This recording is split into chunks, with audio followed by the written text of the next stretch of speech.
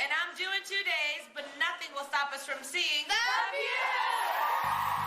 It's Monday, January 18th. Coming up live on The View, we're kicking off the week with a full show of the hottest topics in the headlines. From who won, lost, and wowed at the Golden Globes last night, to how former presidents are putting bad blood behind them to join forces for Haiti. And who's saying Letterman and Conan are just whining because they can't beat Leno in the ratings. Then he stole the show on American Idol, and the whole country's singing along. General Larry Platt is performing Pants on the Ground. Walking downtown with your pants on the ground. And revealing his amazing life story that includes a march with Martin Luther King Jr. that made history. And the billions in bonuses being paid to bail out bankers has taxpayers seeing red. And even has the president saying he won't stand for it. But Fox Newsman John Stossel is siding with the fat cats and telling you why you shouldn't be mad at the bankers. Blame your government. All that and more coming up live on The View.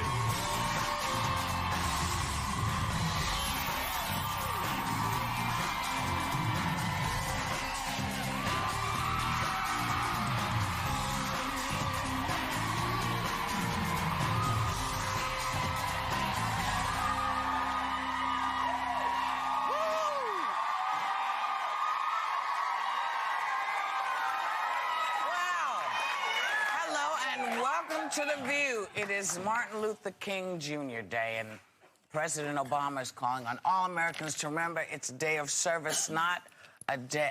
It is a day on, not necessarily a day off. And the best way to honor his legacy is to volunteer your time and try to make a difference. President. Hello. Hello. I just went to a whole other place. Where'd you go? I don't know. My brain just kind of went blank for a second. Oh, okay. Which happens. Listen, we want to congratulate the New York Jets. Who beat the Chargers yesterday.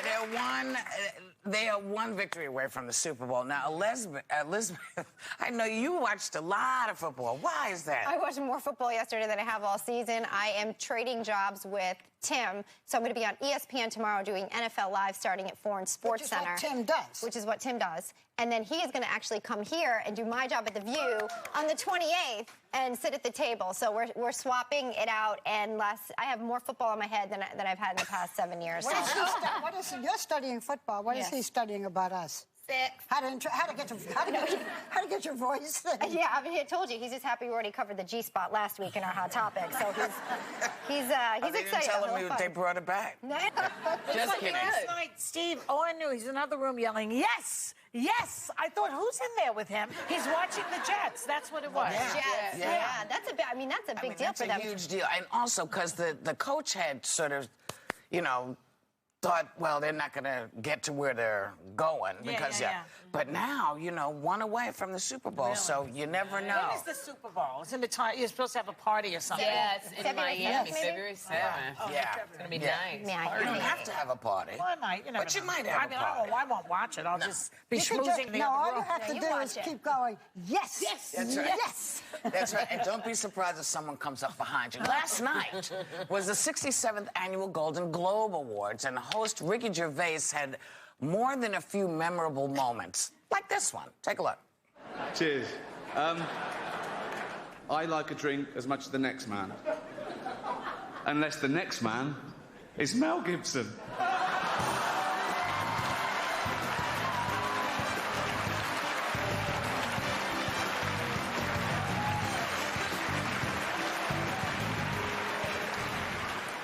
All right. All right. He was a good sport. Well, you can't be anything but a good sport. Part of watching the Golden Globes is the red carpet. And it was raining, but all of the women came out in their beautiful dresses. Right. But, it used to be that you'd wear your own dress. Now, every single person, who made your dress? So-and-so made my dress, and so-and-so made my jewelry. Yeah. And you got a plug and a plug and a plug and a plug. Well, that's what it's about. And there aren't as many risks. And then I think you get to keep the jewelry? No. No. You get to keep the dress. Not the dress. It's gorgeous. You pray for somebody like Bjork to come out with one of those crazy outfits. Sure. And they were all just gorgeous. Gorgeous bodies. Not one bad one, I don't think. Oh, and the men are also plugging in. I am wearing, and they're plugging their dinner clothes and their signet ring. Well, if you mention that that's who you're wearing, you don't have to pay the rental. That's Yeah, right. they'll let you wear the dress free. You know, they let you. No, they don't. They don't give it to you. They just let you No, wear they it let free. you You ain't wear gotta pay it. for Yeah, it. because if they gave it to you, you know, you have to pay tax on it. I see. So it's a whole nightmare. But you know, a lot of winners last night went out of their way to make sure that they gave a special thank you to someone special in their life. Look, check it out. I am in the midst of my dream, and when I look into the eyes of the man that I stood next to at 14 years old, and I said to him, one day we're gonna be stars. And he said, you first. I love you more than you would ever know, baby. First of all, I'd like to thank Susan Downey for telling me that Matt Damon was going to win, so don't bother to prepare a speech. I really don't want to thank my wife because I could be bussing tables at the Daily Grill right now if not for her. I'm looking at you, sweetheart. 33 years. My wife, my beautiful wife. Get a shot of her. You got in a shot. Oh, man. Keep me flying. Yep. To my husband, there's no surprise that my work got better when I met you, because I never knew what it felt like for someone to have my back. So thank you. I love You know, it was very Fabulous. sweet watching that last night, because we always hear about Hollywood marriages and how bad they are. And again, I mean, we saw some of them, but person after person came out and thanked the husband or the wife. It's and some of the I hope it marriages holds up like for a few years. But some of the marriages, like Jeff Bridges. Yeah, he said 33 years. 33 Yeah. Oh, that one, years. yeah. you It's know. something to be said for somebody else that has your back, you know, that person that after the glamour is gone, the hair is off, the lashes is off, you can go home to that person and they know you and support you. I wonder what she meant, though, like as if somebody else didn't have her back, you know? Well, I think she's just saying in general that he was there for her. I mean, but they know you. I would think that person is the closest to you. They know who you are. You don't have to put on any kind of You have to have somebody to tell you that you're acting stupid. That's the most important thing. Keep you in check. Just actually to tell you the truth, because you know, once you're on a set, people are trying to keep you from acting out. So everything is yes. Oftentimes, yes. Take care. You know, everything's fine. Yeah. And then they talk about you like a dog behind your back. Yeah. So you know, she probably has somebody who is just like, you know what, you do this because you want to do it. And I will point out that in most of these shows, people do thank their loved ones. That's the one person they don't forget to thank. They forget to thank the director, they forget to thank the agent that got them the job, but they always thank the people they love, which is kind of You want to have somebody also in your life who will take your side no matter what. Who, when someone says something evil about me, Steve gets more angry than I do. I like that about him. Yeah, defends I you. do. I like that. Well, he defends you when you're, but he doesn't take your side when you're wrong. When I'm wrong. No. If someone's just vicious or nasty in the press or something, he's like, those idiots, and he starts swearing. Well, we're like that. We get on the phone with them. Yeah. We call when somebody attacks you. Nice We to have attack someone them. like that in the Shoot, corner. I do. I don't. I do. I say you that. Do you know this person enough to speak that clearly? I don't about somebody else. If they do it about you, if they do it about you, I pick up the phone about you. I'll pick up the phone for you, but I won't pick up the phone. No, for I pick up myself. the phone for you, Thank Gay. darling. So far, we haven't needed it. You know. But you have a particular, shall we say, point of view. I do. I would like, you know, when I watch the Golden Globes, I would just like to give homage to the boobies, the Golden Globes. You go. Look at very glandulous. I love it. How gorgeous is Halle Berry? My God, that girl. Beautiful. It's amazing because this Mariah is like Carey. She looked good. Mariah Carey looked. You know, you talked about her bosom, and in the middle. From Mad Men, yes. Oh my goodness, and they all look. That's like a distant past. Like my chest is like so folded into my chest. She just looks. I don't know what kind of bra that is. I want it though. I don't think any bra would help me ever look like that. I don't think mine would either. That's These a lot of pancakes, lifting. they're done. I think that's a lot of whalebone, babe. That's a lot of whalebone. That's a lot of whalebone and a push up. Oh, wait a minute. They might be. Are those real? They're real, probably. On these three girls. Yeah, these three girls are wearing their own breasts. Actually, they didn't borrow them from anyone. Yeah, I like that. Kind of fabulous. You know what I did love that they wore last night too. I don't think we have an image of it, but all the ribbons that they had on for Haiti relief. That the stars actually did join in and wear that to bring awareness. It was part of the evening, and it was quite a contrast. And, right. Well, Meryl Streep acknowledged that. And some of the others did as well. That, you know, that in the middle of all this misery, well, this goes on and you can't deny it and people want to watch it. But it was sort of there as an underlying current. Didn't you feel that? Yes, which is why we love Ricky Gervais, because he cuts right through the ball and just trashes everything, and it's funny.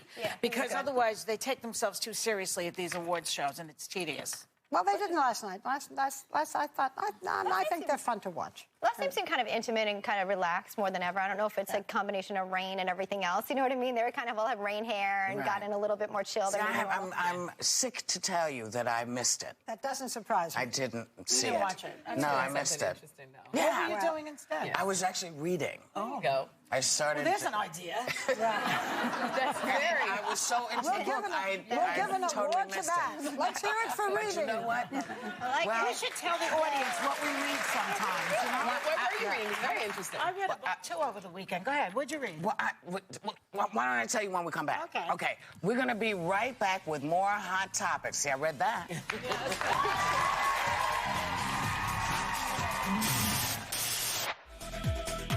I confess that I'm a really good mom. I got nothing. I got no, you know, crazy, you know, like wire hanger stories or anything weird like that. I'm really fair with them. I'm actually pretty good at this gig. Ask them that in 20 years after 20 years of therapy. Thanks, How did Mommy do? Mommy did good, didn't she? Okay, now it's getting creepy. I have no mom confessional. All my life, number one of my thoughts in my heart has always been my daughter, Melissa.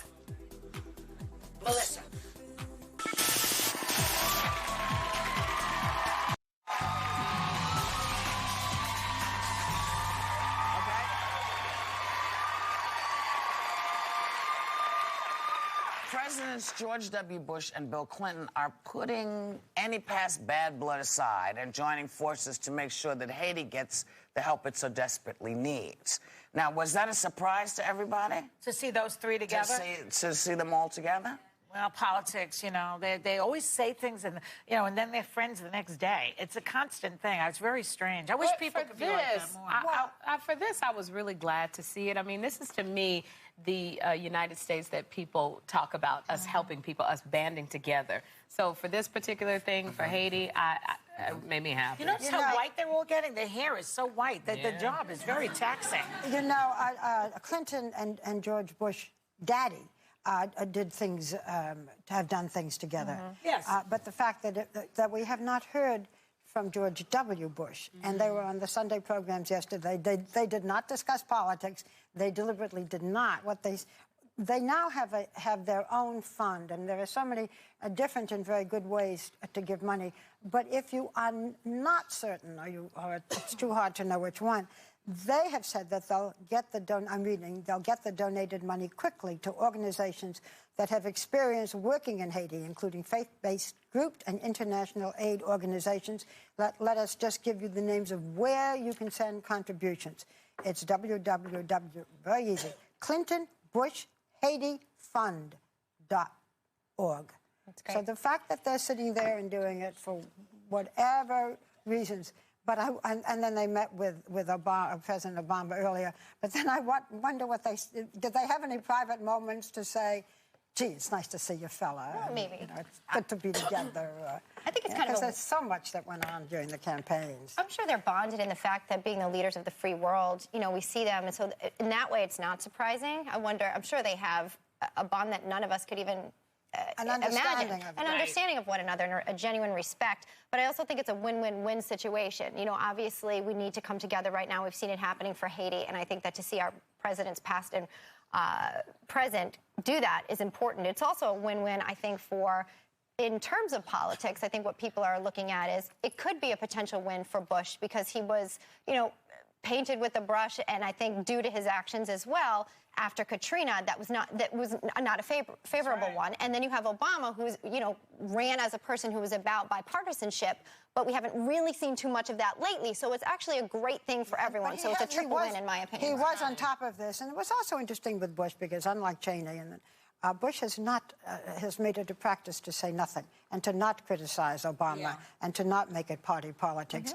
And Clinton has been, what he's been spending his time mostly on is charitable work and humanitarian work, and that's what he especially in Africa. That's what he should, and that's what he's doing. So let's give credit where it's from two members of our staff who had family in Haiti when the earthquake hit. Makeup artist Karen DePeche and production assistant Rodney Pierre. Rodney, your dad, your stepmom were in Haiti on business. Tell everybody what you found out since we last talked to you. Well, first of all, I'd like to thank everybody for your support and your prayers. It meant a lot to me. And they're safe.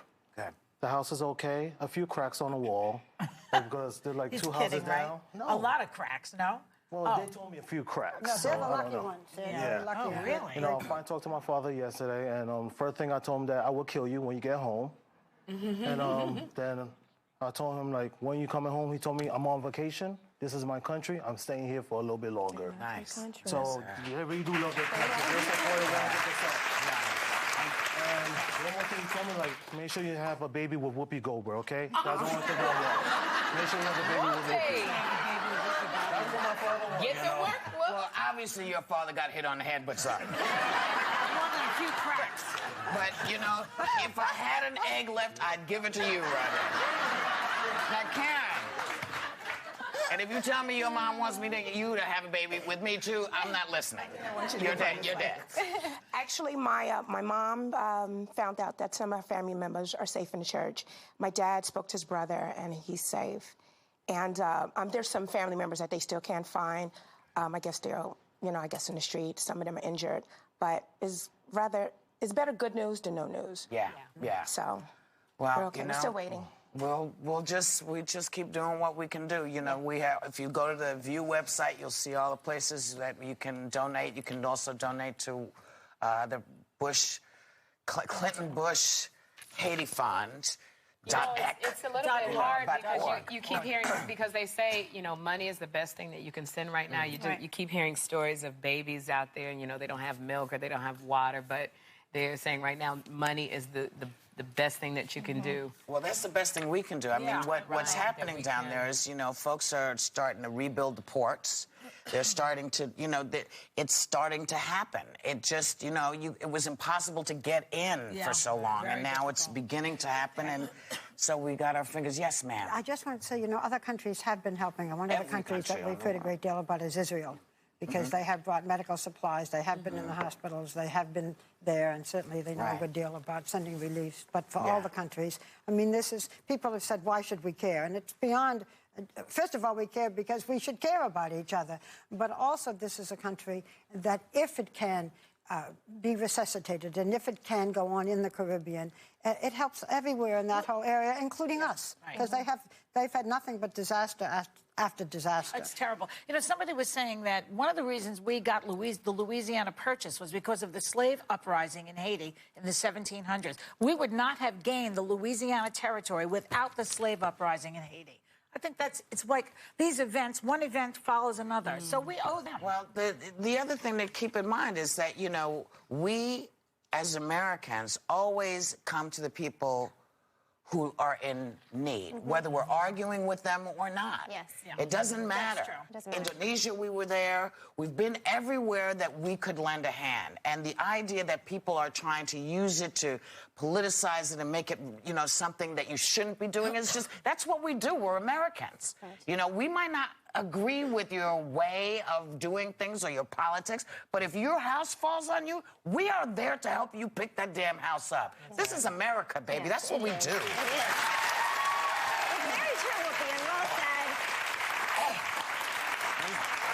And on the topic of a country that gives so much, I know you really give a lot to people, too, and in a very quiet way. You're generous in a way of giving kids great things to read. And so I'm going to take a second, because I know you want to do it for yourself, and talk a little bit about you.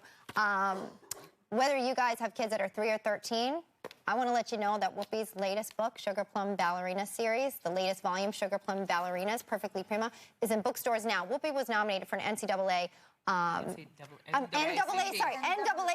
award, Image Award, for her work in writing. And I know my kids absolutely love your stuff. This third book right now in the series is incredible. Everyone in our audience is getting a copy.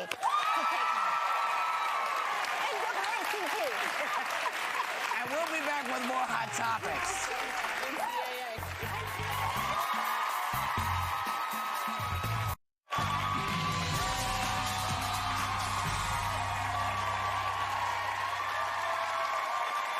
NBC Sports exec Dick Ebersol is siding with Jay Leno in the late-night wars and lashed out at Letterman and Conan, saying they're, quote, chicken-hearted and gutless to blame a guy you couldn't beat in the ratings, adding that this is really all about an outstanding failure by Conan. Yeah. Yeah, they're saying 7 months Conan didn't bring the ratings up to where Jay had it, which was, I think, 5 million viewers. Look, Jay didn't bring the ratings up at 10 o'clock, which he should have. So you can name names. By the way, the whole situation with Conan O'Brien is supposed to is just about resolved. He will be leaving. There are rumors that he's going to get $40 million for himself and his staff. After all, they all moved. Yeah. But, you know, it was everybody's failure. And Jay Leno didn't do as well as he should have. Conan O'Brien didn't do as well as he should have. He had a meeting with Conan, and he wanted Conan to expand what he does to fit that format. It would have made a difference. But why did they take the deal in the first place 5 years ago? You know, they say to both of them, Conan and Jay, look, to Conan, look, you're going to be replacing Jay. Jay doesn't like that. Jay's a hit. He should have said, nah, leave me where I am. You're also talking to a man who said himself that this was a dream that he's had since he was young, and I think anyone given the opportunity... But then there's reality. The opportunity was there for him, and I think presented with it, no one in their right mind presented with that opportunity would turn it down. Let me ask you this. Does ratings equal then sponsors and, you know, money for a show, correct? Is that what it does? Nobody can blame Conan O'Brien for wanting to take that position, and I'm sure Jay Leno was very upset about it. It goes down to something we talked about last week. Young. They care about the networks, not the cable. All they care about is 18 to 49. Gee, 5 years from now, Jay Leno is going to be sort of old man. He's pretty young to me. And so we need the new young guy. So we push out the other. We saw it years ago with Walter Cronkite when they pushed him out to make way for Dan Rather. We see it all the time. Isn't it about advertising? It's about getting... Well, the advertisers only believe in 18 to 49. That's where they think the money goes. But what... Now, buying guy. Help me. At some point, did Jay say he was retiring? No. I never heard that. I never heard that. Did he say he was leaving? In there, he never said that to anyone. That was something they had in the news. I don't know why he didn't go somewhere. When that happened, he could have said in 5 years, I'm going to go here or there or here or there. So his future was indefinite. He wanted to stay at NBC, and he thought it would work, and, you know, he made the... But not before they made him that deal. Jay had nothing to do with the all around. Starting with, you know, the top, the network executive who decided to do this. Well, it is a problem when you have a show that's working where it works, and you suddenly decide you want to change the time. You can't be surprised that people go, well, I'm not interested in doing it at this time. I've been watching it for how many years? 13, 20, you know? Yeah, but the question you raised is interesting. What has Jay Leno been thinking? Did he just say, I'll leave? Did he say, I want my own show? In my head, I thought, was it because they were saying that they were giving this job to Conan? How did the end of was it the end of his contract? What happened? This is your contract. The next 5 years from today, whatever the date was, you're out. And Conan is in. It was the end of the contract. So what happened is that 5 years later, Jay's ratings were really high, and they realized they made a mistake, but they had a commitment to Conan. They had to pay him a lot of money, so they had to fulfill their obligation to Conan. They wanted Conan to succeed. Struggle ensues, and this is the mess, and all these comedians are being nasty to each other. I don't really like it. I think they kind of have been funny. I'll say what you say, which is we're all comics, and when you're a comedian, but they're really getting down and dirty, aren't they? My favorite was That's why their ratings are going up. But Conan O'Brien had the funniest. He goes, and this is an attack on the network. He says, you know, they're calling me all kinds of names. They're really throwing a lot of barbs at me. He said, they're telling me I'm such a big idiot. I should be running the network. Now, that's a funny line. Commercial. And now, a word from our sponsor. You know, there's a phenomenon sweeping the country where people are giving up their cell phones and talking with Progresso soup cans and strings. It is the most amazing thing. Patty, I'm here at the View. It's the most amazing thing to do in Hot Topics. All right. Hang up your can. Didn't they tell you to shut off your cans before the show? Okay, if you made a New Year's resolution this year to watch your waistline, then Progresso soup may be the answer. They make incredibly delicious soup that's also... Ring. Okay, hey, I'm sorry, I have to answer my can. Hello? I was wondering, who are you wearing today? Oh, wait, how did you get this can number? Online. Sorry, wrong number. Okay, as I was saying, if you made a dieting resolution this year, then you should know that 40 of Progresso soups have 100 calories or less, like chicken noodle or Manhattan clam chowder. Ring. What do you want from me? Yeah, I was thinking maybe you should get an unlisted can number. Okay, Bill, no kidding. Anyway, the Progresso Super You debut contest is awarding 3 grand prize winners with a luxurious makeover trip to New York City. So just log on to abc.com/theview for more information. And guess what? Everybody except the lady with my can number is going home with Progresso Soup.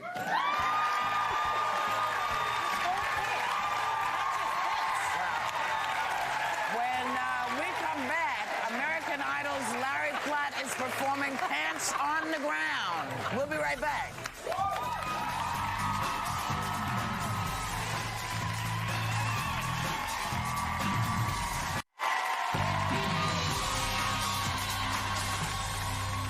Larry, what was that song called? Pants on the ground. Are you sure? Yes. Positive? You know, I have a horrible feeling that song could be a hit. Yeah. He's the 63-year-old who gave the most memorable performance on American Idol so far this season, and the whole country singing along. Here to perform Pants on the Ground, please welcome General Larry Platt.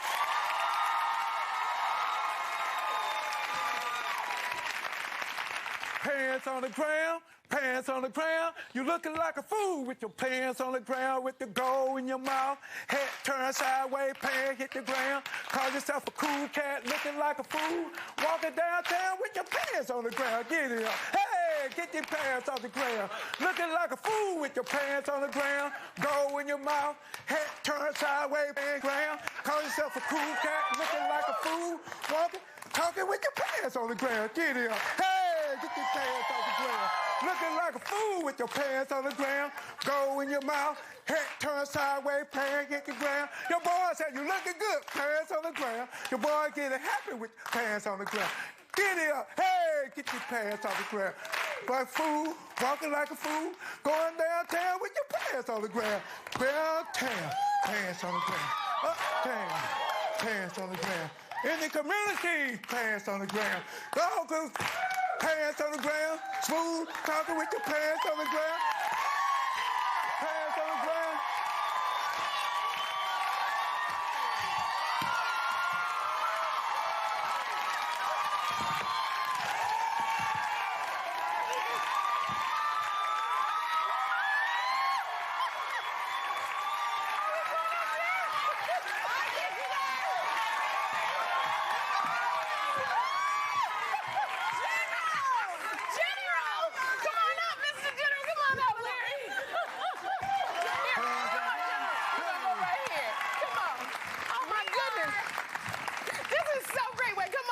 So we can talk to you.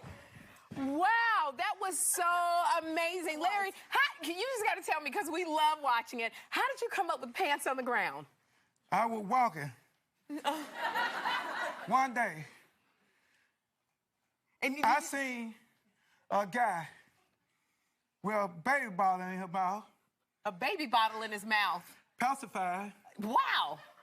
And had pants on the ground, sucking the baby milk. Sucking the baby milk with a pacifier.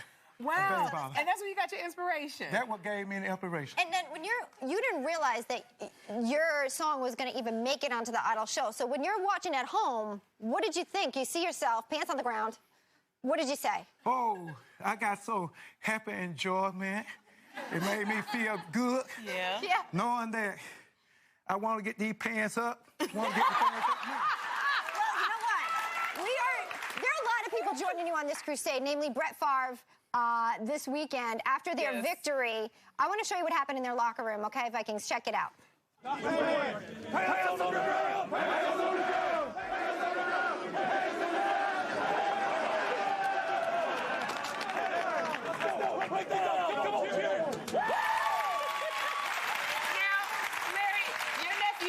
Jason is in the audience. Jason, what do you think about your Uncle Larry getting all this attention?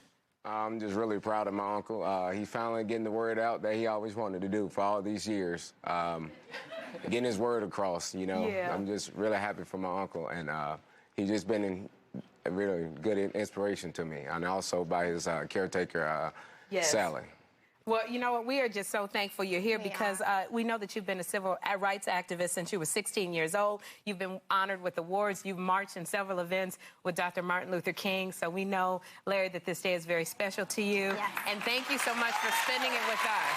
We thank you for spending it with us. Thank you so much to Larry Platt. And when we come back, people are outraged by the billions in Wall Street bonuses, but John Stossel is telling you why you shouldn't be mad at them. You should be mad at the government. Thank you, Larry. Oh, hands on the ground. Hands on the ground. 579 in the hands on the ground.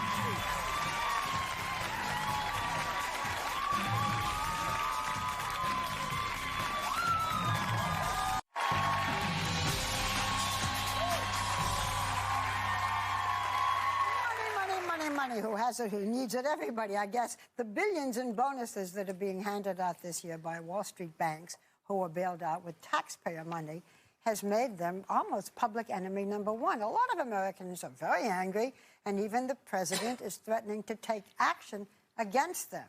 But our next guest says, not so fast. The bankers aren't the bad guys. So here to tell us who is, please welcome my old colleague. It's so good to be back here. Happy to see you.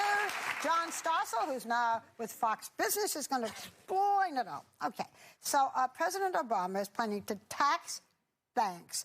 This is very confusing to a lot of people, that receive bailout money and are giving bonuses, even though some of these banks gave back the money. So what's the story here?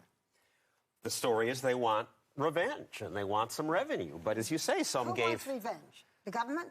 the public. And the government is playing to the public. Obama wants the money and he wants to pick on the bad guys. But as you say, some gave the money back. And also when you tax them, what do? They just lend less to people who could use a loan. But do they want to tax all or just the bonuses? They want to tax all the big banks. All the banks. Money that we gave them? Even though they gave it back? And even banks that were not given money. Any bank bigger than $50 billion. But any bank bigger than $50 million. Billion. That's kind of my problem. I don't know a million from a billion from 100. But so any bank that's big, they're going to tax them, right? Okay, whether they gave back money or didn't give back money. What's the paint the picture of what that looks like if that happens for us then. Yeah. Well, it's not a catastrophe, but it's just more spending time doing tax dodging, hiring lawyers, and less lending that goes out. Wait, but you're saying if they tax the banks, they're going to have less money to lend? Sure. That's how it works. Well, what happened also Bloomberg is saying that it's very dangerous because he compares New York to Detroit. He's saying that the banks will leave New York and that will destroy the city. Is that that's one. If you keep exaggeration? punishing these guys, some people say these big bonuses are disgusting, and they are disgusting in some cases. We should tax them, but they can go to Singapore, they can go to London, they can leave. John, so what do you say should be done? You say just leave it alone. People are pretty pissed off because, you know, the banks haven't been lending money, and they weren't lending money before. The money they were lending they didn't have, and that's how we ended up in the dookie hole. So how can Americans say, you know what, we're really mad. They're really mad. Especially the whole thing, the key to it is the bonuses. That's what made people mad. Well, it's a symbol, but, why we're in what hole are we in? The dookie hole. Dookie hole. She's allowed to say it once. Okay. I think we're in the dookie hole because of Barney Frank in Congress saying, lend to everybody. Everybody should own a house, and we'll guarantee the money. We'll give billions to Fannie and Freddie. The bankers were just greedy people taking advantage of that. Right. So what do you do now? I would say do nothing, and they shouldn't have given the money to bail them out in the first place. That's the problem. I think we heard that, but now let's I just have to ask this. So they shouldn't have given the money. What would have happened They would have Because failed. this is really good to see in hindsight, but did we have it together to fail? I mean, you know, you can say we would have failed, and in hindsight it looks good, but everybody was saying if they failed, it was going to be the end. It's a catastrophe. And during the Depression, that happened. But the internet didn't exist there. Are you telling me if you had if your money for The View came from some bank that failed, within 2 days there wouldn't be some new institution ready to lend you money? New things would begin. Let's talk about today. Let's get down to where we are. And this has been a situation that is, I mean, this is where we are, as Barbara mentioned. Not all the money's been paid back, okay? So should bonuses be distributed from banks that are still in debt, that still owe this money back? Some banks haven't paid it back, and some of those banks, and I agree, they shouldn't pay a bonus, except if they want to stay in business, they need to attract good people. And ludicrous as these salaries are. The same people who took us in the toilet. The people who took us in the toilet, a lot of them lost their jobs. If they made bad bets, they went out of business. The people getting the bonuses? Well, but then they don't get good I agree with you gamblers. there. There's no incentive there for the best to be working for these banks, John, right? Is there a difference between the money you're talking about and the stimulus money? There's a difference, right? But it all comes from the same bathtub. But the stimulus money did prop up the police departments, the fire departments, all the things that we need, the roads, whatever. This is different money, isn't it? This is TARP money. It is a different pool of money. Okay, so but it all we need to causes make more the distinction borrowing. because we needed the stimulus money. We needed it. Maybe that'll cause more employment and more unemployment in 5 years because we borrowed so much. But you have to throw a lifeline out to people when they're drowning. And there's a lot of people that were unemployed that are saying that stimulus money, it extended unemployment benefits. Those people who needed a hand. Well, that's good for them. But we're talking about this horrible crisis. When we first met in '82, unemployment was higher than it is now. It was 10.8%. Most of us don't even remember that. Okay, so Capitalism is a profit and loss system. You have to let the losses happen. Okay, so we're talking to the average person out there. We're not talking about people with millions. So you're blaming the government. What should be done now? Have limited government, simple rules that everyone can understand, and start right now. You know, but it's easy for someone. It's easy. You know what, John? It's easy for people like us who are doing well to say, you know, people have to fail, people suffer in this system. But you need a safety net in this country. This is not pre-depression years anymore. People need a safety net. They need unemployment. They need Social Security. They need health government care. taking over things and but running that's them. who pays for that. Who do you think pays for all that? One of the things that everyone has to always, I think, remember is that there are some cases when the government is needed to step in. Yes.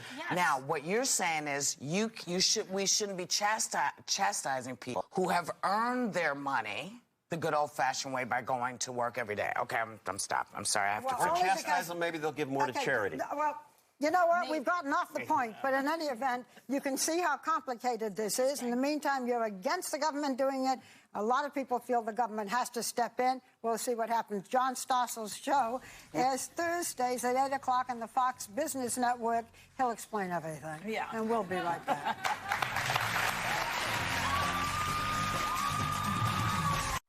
Guys, a personal note. Shelley and I both went to see a wonderful show on Broadway called Failure. There's a picture of me with two of the guys, one of the leads, Simon Gojan, Corey Baker. Wonderful music, African-American music. Go see it if you get a chance. Take a little time and enjoy The View. The Bachelor Search for Love continues tonight at 8/7 Central on ABC.